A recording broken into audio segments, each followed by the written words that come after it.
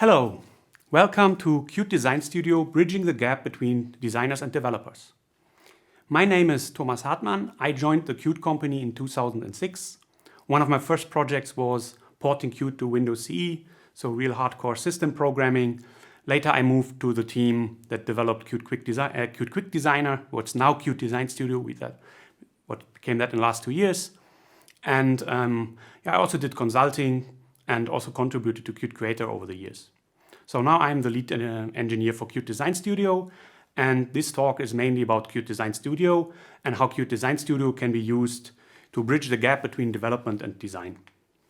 Before I start with the actual talk, I want to give a brief introduction about a brief overview about Qt Design Studio, about what we plan to do and so on, what is this all about. And then we have the roadmap. And I will also talk very briefly about the features. And the main content of this talk is my demo that will take the most of the time so we can really see what we do with Qt Design Studio. And in the end, we have a discussion.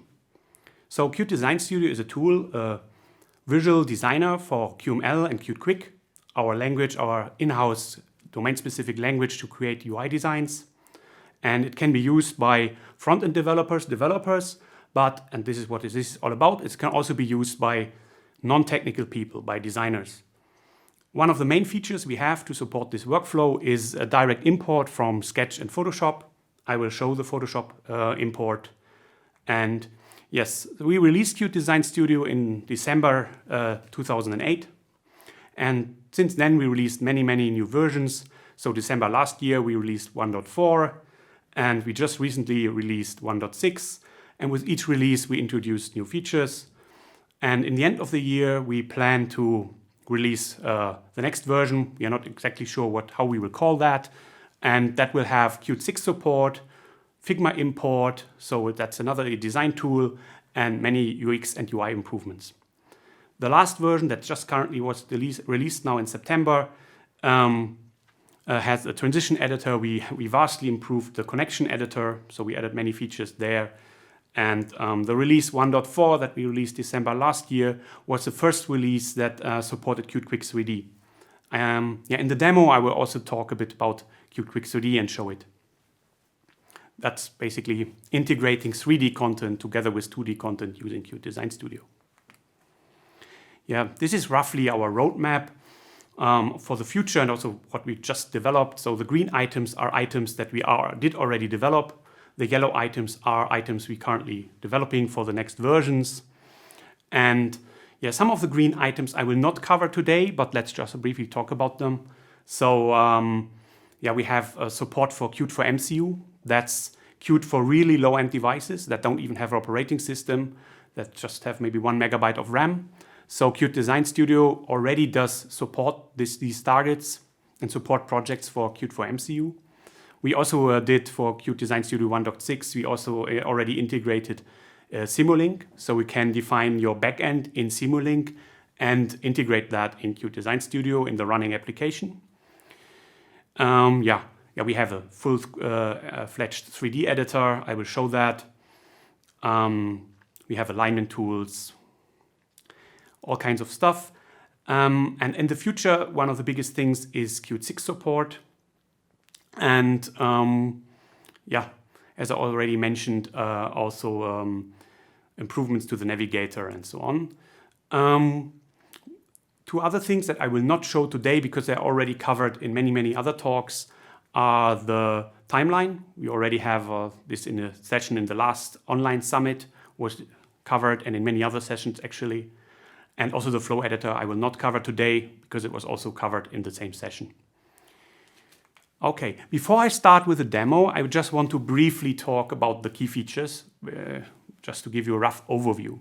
So we have bridges in Qt Design Studio, which is the visual design tool, to import from Sketch and Photoshop, and we are already working on that, to also have an importer from Figma.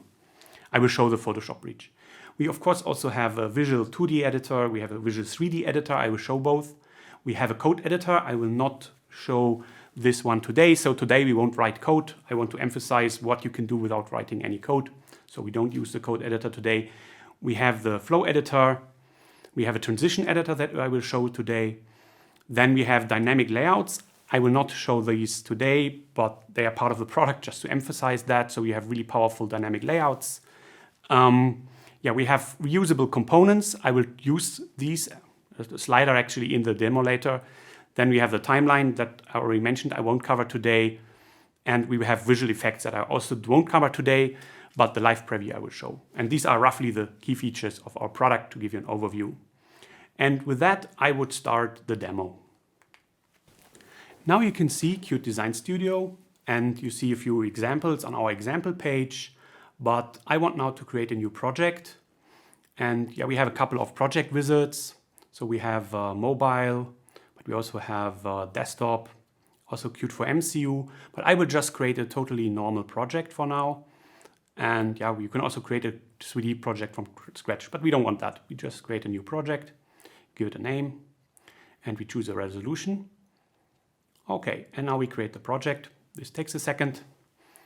And now we immediately go to the visual design mode of that project, and we see the first screen that's auto-generated called screen 1. We have a text item here in the middle that we can edit, of course. We also have a rectangle as a background. I just check the color. So let's change the color a bit of the rectangle in the background. And after that, we play around a bit with the text item. Of course, we can also change properties of this. We change the size so we actually can read something.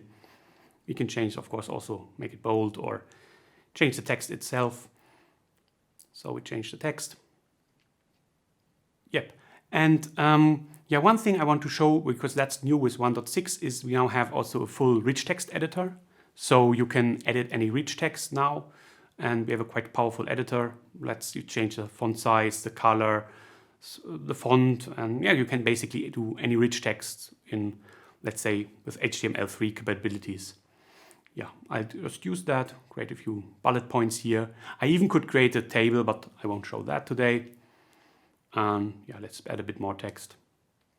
So yeah, this is really nice if you want to lay out more complicated text items, so you don't have to create many different text items. You can use a rich text editor, or maybe the rich text comes from another source. You can just insert that here, so no problem.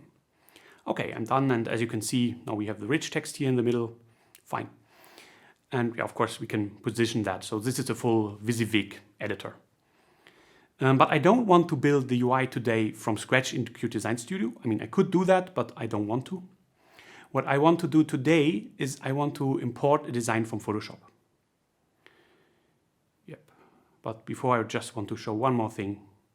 So here we have a rectangle. I just dragged it in, resize it, and yeah, we have support also for gradients. So you can create powerful designs in Design Studio if you want to, using gradients and all kinds of stuff. We have this huge gradient browser here. You can even define your own presets.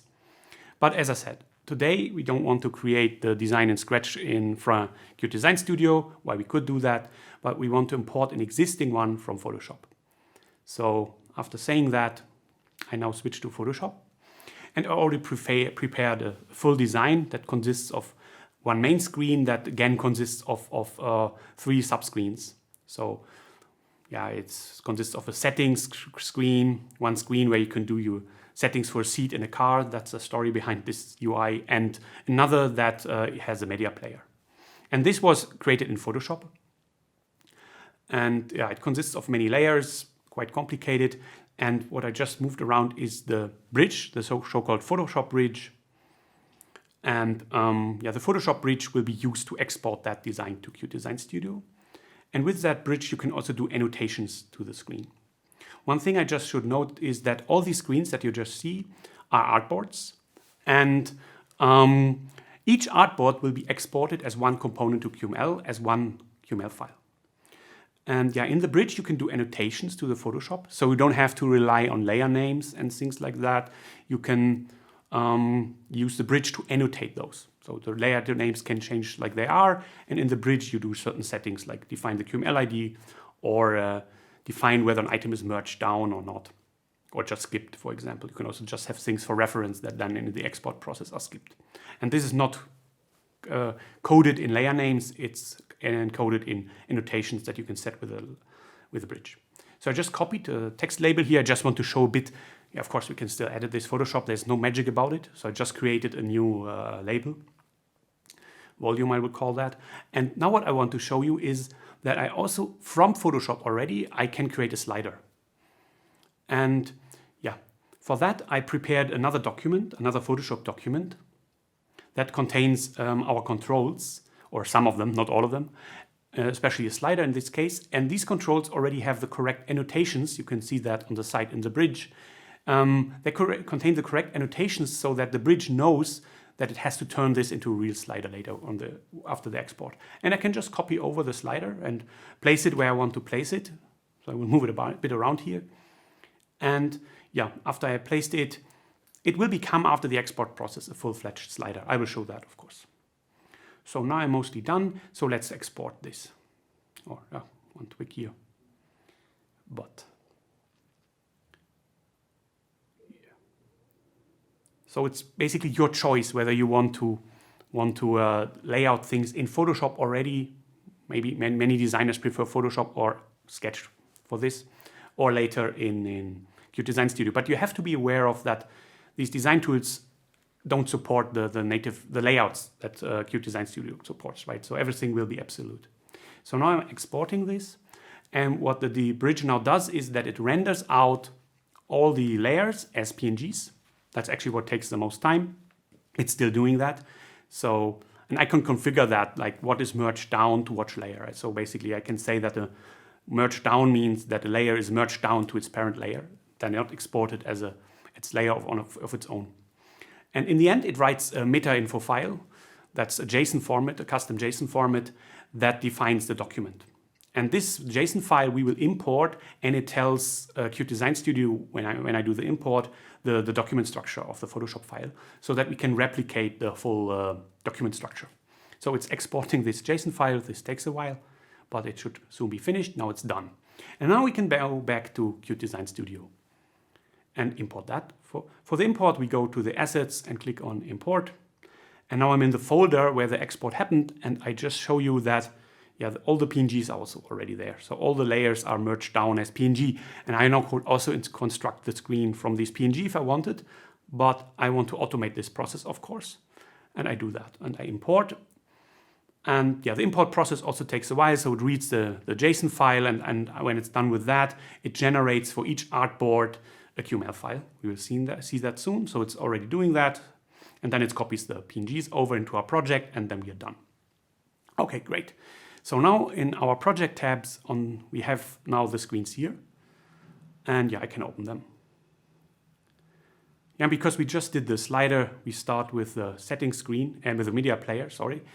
And yeah, you see there's a slider. Okay, that could also be, it could be a PNG, right? We don't know whether it's a slider or not.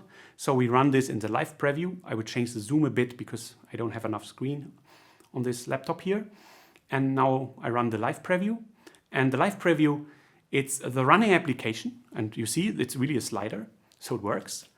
And the nice thing about the live preview is that it updates immediately when I do a change in my document.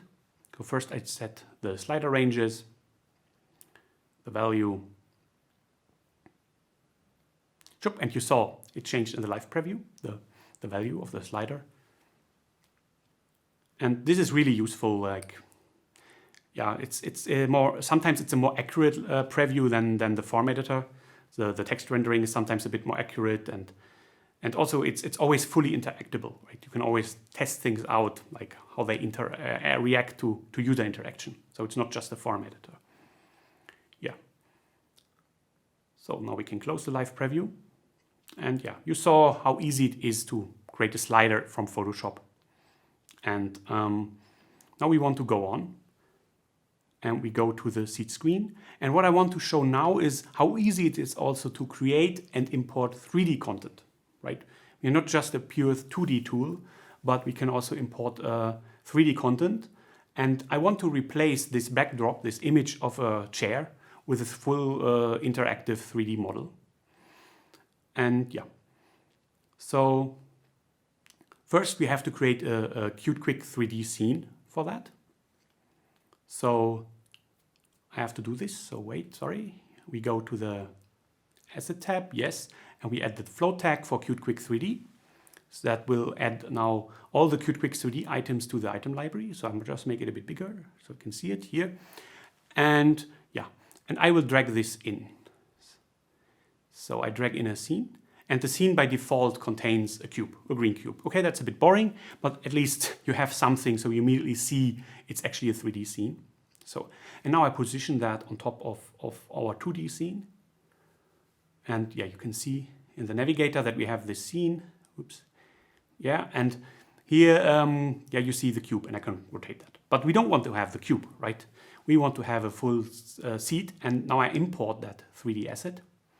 And I check this here, so it optimizes now the scene graph of the imported asset, and it's now also imported. It's similar to the Photoshop bridge in a way, but it creates 3D data from the original mesh and also QML for the scene graph.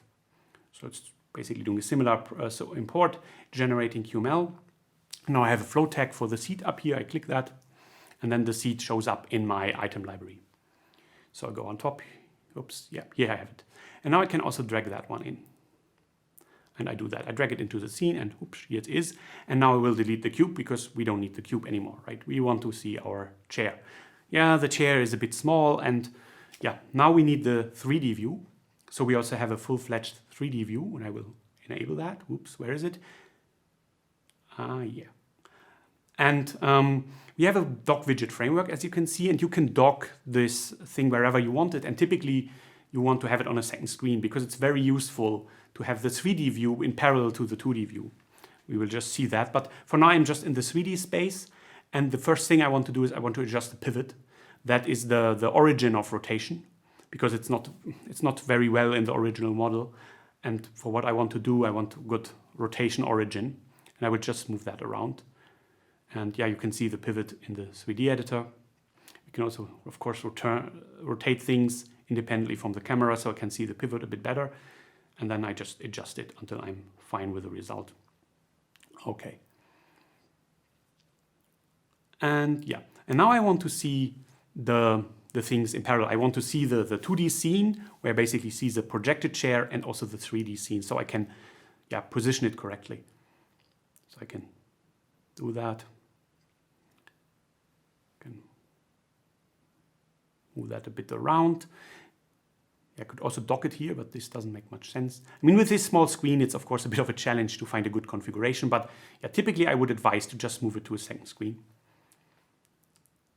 So now let's go on with adjusting the position of the chair. So yeah, we want to get pretty close to the original image. I mean, the image does not really match with the actual model here, but at least the position should be accurate in the end, right? So we move around it as long as the image and the chair match. Yeah, that's getting better. Not perfect still, but it's getting better. Now I have to rotate it a bit. So we also have rotation tools in the 3D editor. I don't have to do that from the property editor. I mean, I could. Oops, I don't want to rotate around that angle. But yeah, let's use the editor in the 3D scene. We also have that also undo. Can rotate it here. But yeah.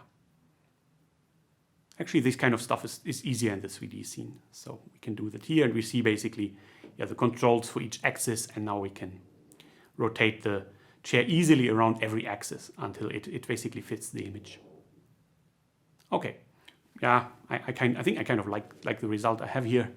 So now we can delete the image, right? We don't need that anymore. Just in the way of things now. Let's find it here, and I delete it. Okay, now we only have the 3D seat left. So I still, again, select it. And yup, I want to increase a bit the brightness of the light. I mean, of course, I could also add another light or whatever, but let's not overcomplicate things here. Like, you just increase the brightness of the light. Okay, okay, and now we can also adjust the scene itself, right? The view of the scene to be more precise, and also do like fine adjustments on that side. Okay, and now we have our chair, like it's supposed to be, I guess. So the next thing I want to do is I want to add a slider that rotates the chair, and we will use bindings for that. And I just want to know what the current rotation is. It's around 30. And now we want to add the slider. And for that, we go to the item library and make it a bit bigger so we see more, and we add the flow tag for the controls. So now we add all the controls to our library. This added the import for the controls, and you see we have lots of controls, and now I drag in the slider. And yeah, I could have done that already from Photoshop, as I just saw. I just wanted to show you, of course, you can also get sliders and way more controls like checkboxes also from our item library. So it's a matter of taste whether you want to prepare everything from the get-go in Photoshop or you want to add things later. Yeah, I now set the value range of the slider. That's of course important. It has to go from 0 to, let's say, to 180. And the value, because I want to basically have the current angle of the chair as a default, we keep at 30. And now we set the binding on the rotation. And we can use the combo box for that. So we choose the slider here and then value. That basically means now that the rotation angle of the chair is always bounded to the value of the slider. Let's test this out in the live preview. We just press play here. And as you see, it works. So we can now easily rotate the slider. And we could do way more, right? We could basically add all the controls that this application would have in practice for all the adjustments and so on, and even translations. That's no problem. But yeah, we don't have that much time now, so I want to show a couple of other things. What I want to do next is I want to make the main screen more live. And that's why we go there. So we go to the main screen. And yeah, right now it's just an empty screen. And the first thing we will do is we will create a real tab bar out of the tab bar down there, which is just assets from Photoshop at this point in time. As you see, the IDs were poorly chosen in Photoshop. I usually advise to always give good IDs. Most likely it's a good idea to do that already in Photoshop, but yeah, to show the feature, I didn't do it this time. So now we give it good IDs. So we easily find the labels back, and it's just good practice to give everything a good name. Right? That's always a good practice. Otherwise, in bigger projects, when you have lots of items in the navigator, it's easy to, you will be lost. And also for the binding editor, of course, it's extremely convenient. And now we group the labels together with the gradient background into a so-called group item. So now they basically have without changing really anything in the layout, they have the same parent, and we move the result into its own component. My tab bar. We do that because we want to basically hide a bit of complexity. We don't want to have too much complexity on a single screen. So that's why we now move it to a second component, to a different component. And yeah, nothing changed so far, just the labels basically disappeared from these documents. And now we can go inside this component and edit it from there. Yeah.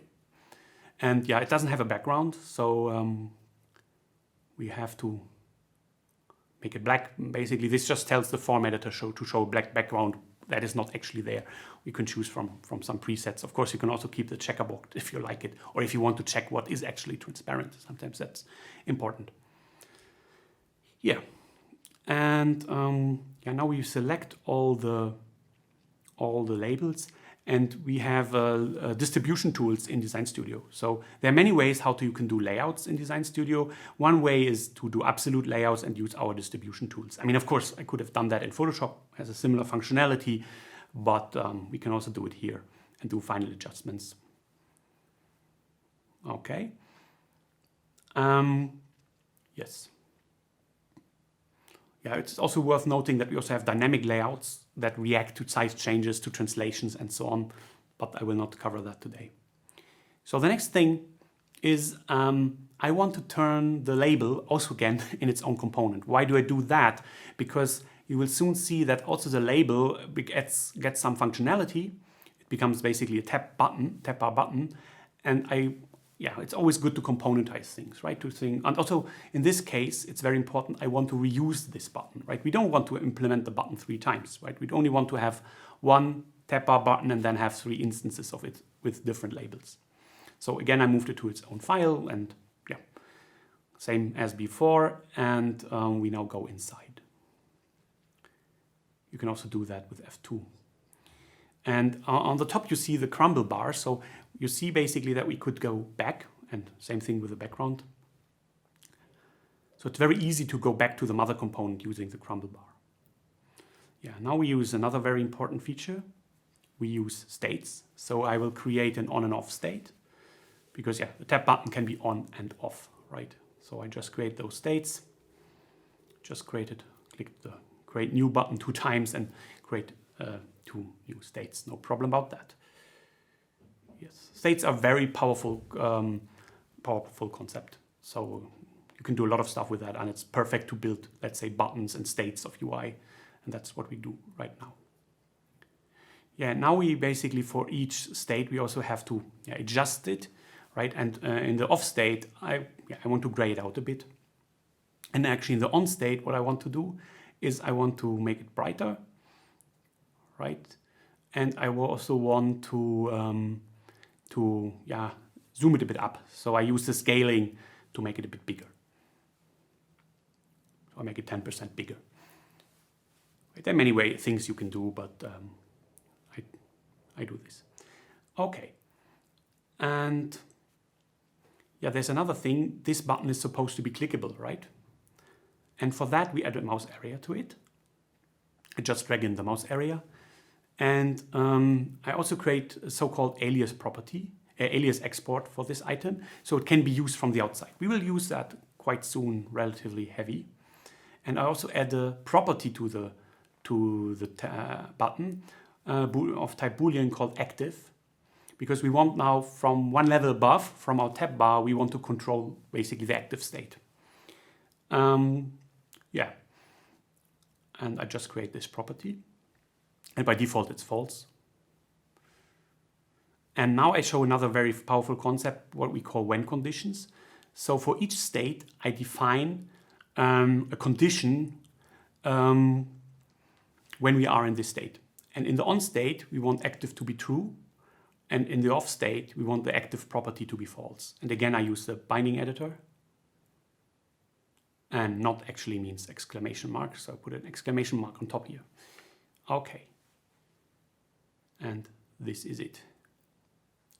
And now I think we are basically done with our button here. Yeah, as I said, good names, right? This is a reusable component, so it shouldn't be called, the root item shouldn't be called settings. And I will show you something here in the when condition, the name is automatically adjusted, right? So you don't have to manually adjust names. The UI will take care of that if you basically change names after you did bindings or when conditions.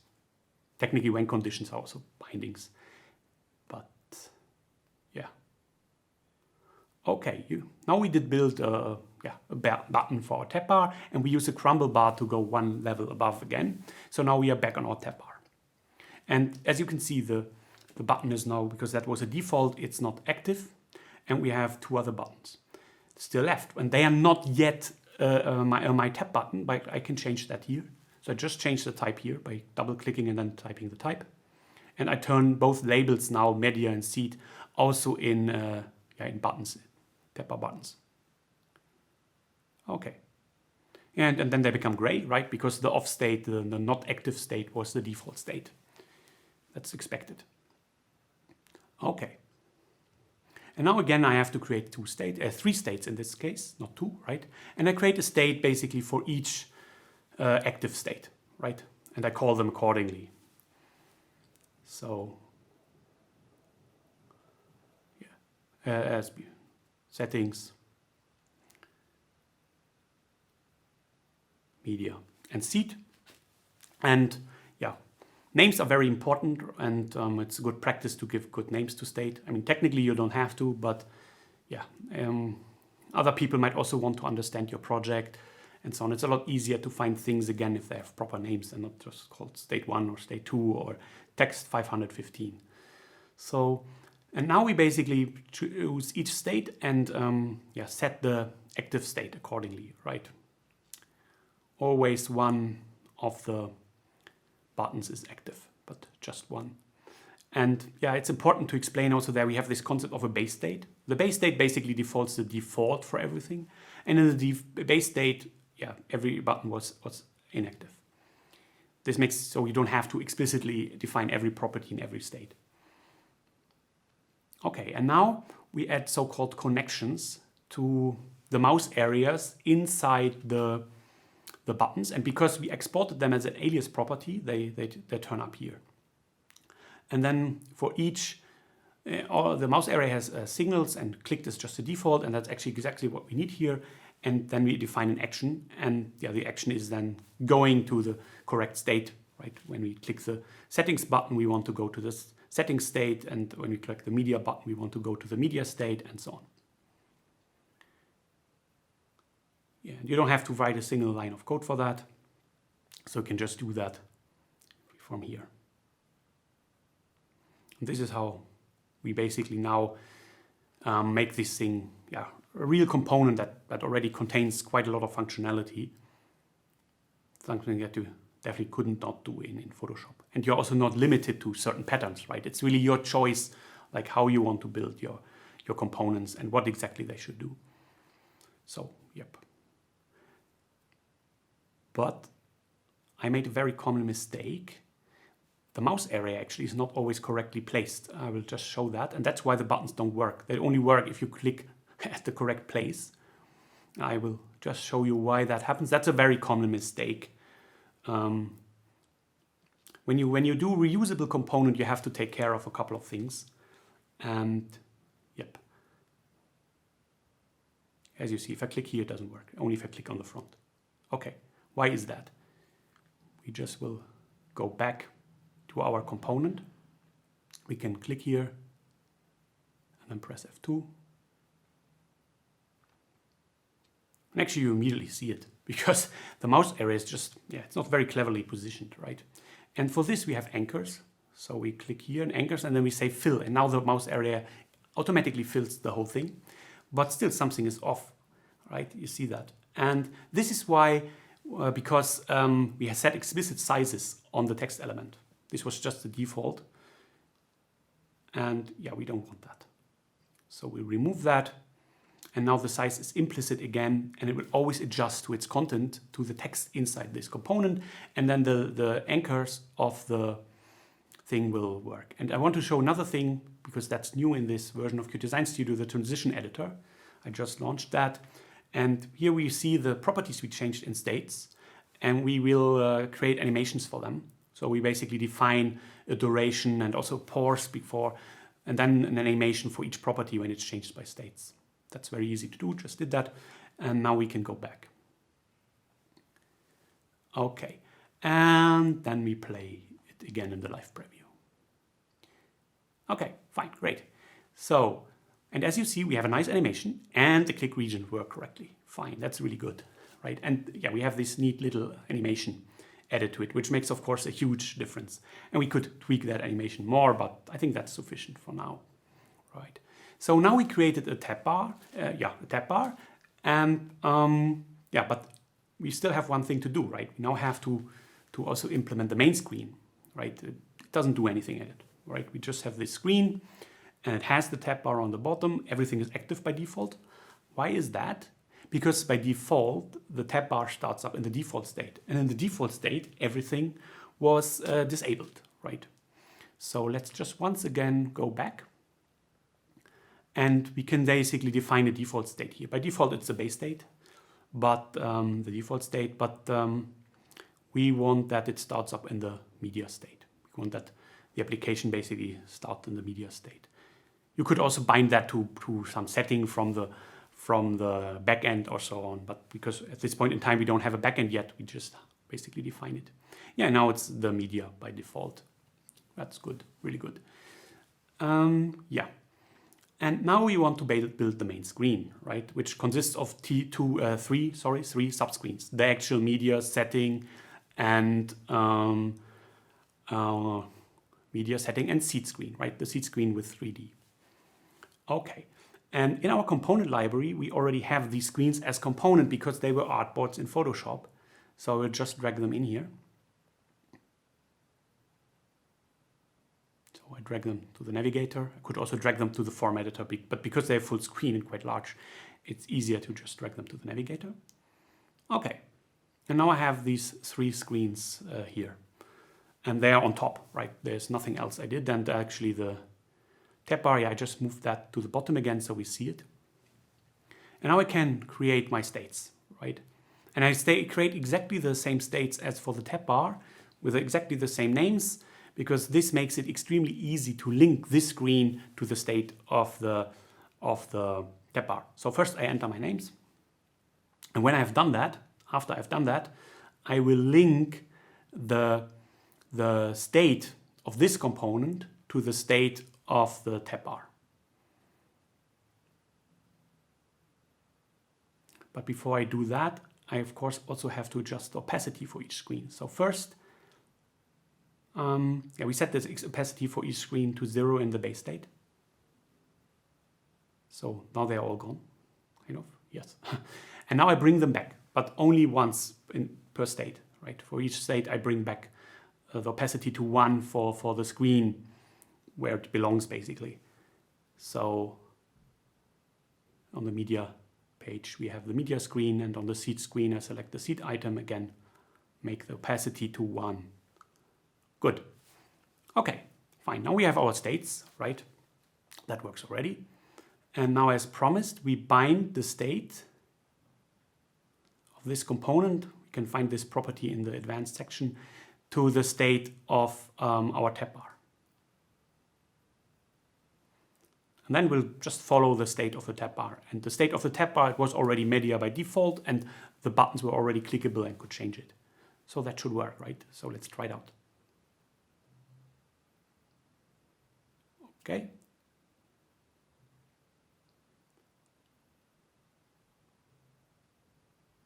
Yeah, and that works quite nicely. Yeah, you see it's already working, but there are a couple of things that are not perfect yet. So yeah, the slider works. So yeah, actually each artboard in Photoshop had a background, and this is still around. So that's something we have to remove. That's why we don't actually see the original background that our main screen has. And also I had added this other gradient on top of the main screen. It's not visible because it's in the stack behind everything else. So let's fix these things. So first we select the gradient here.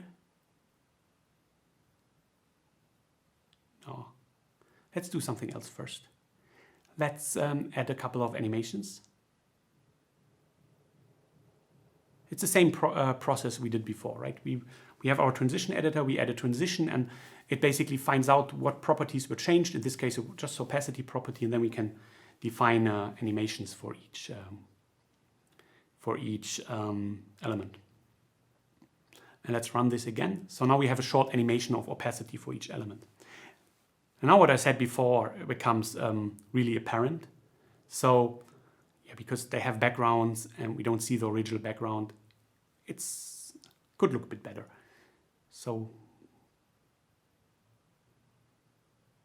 yeah, it's nice to play around with it, but let's go on. So first we bring back the header on the top, basically. It just has no meaning in this demo, but it was in the original design and we should bring it back. So I basically put it in the stack to the front, and now we see it again because now it's on top of all the other screens. Okay, good. And now, yeah, we have this asset layer here that is basically the artboard background, and I don't want that. I'll delete that, right? And now you see it's really transparent. Make it black here again, but this black we set in the form editor here has no effect on the actual component when level up. It's just for previewing purposes. And the same thing we do for the other two components. Delete again the backdrop. It's gone. We go back using the crumble bar. And once more. Yeah, you can press F2 to go into the components. You don't always have to use the context menu for that. And we delete it. Okay. So now we are back to our main screen. And as you can see, we again see the honeycomb pattern from the background, right? This was not visible anymore because the background of the artboard was basically hiding that. So now we can see it again. Great. Let's run this once more.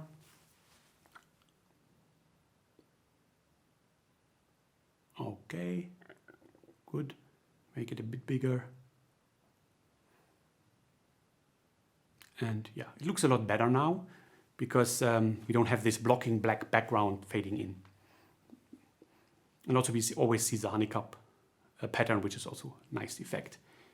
Okay, and before I finish, I just want to play a bit more around with the transition editor. So we just launch it again. We could of course also dock that somewhere, but since you don't use it that often, I didn't bother. And yeah, we can set an easing curve on each of these. By default, every animation will be linear, which is a bit boring. So yeah, we can set easing curves and we have presets for that. And I just choose a preset for now. So of course you can do that for each individually, and you could also have multi-segment easing curve. It's really powerful. Like it's exactly the same concept that you have already in the timeline. And for the transition editor, it's sometimes even more important because you cannot add extra keyframes. So multi-segment easing curves become really powerful in this context. Okay, let's run this again. And yeah, let's just click around a bit and have a look at the effect.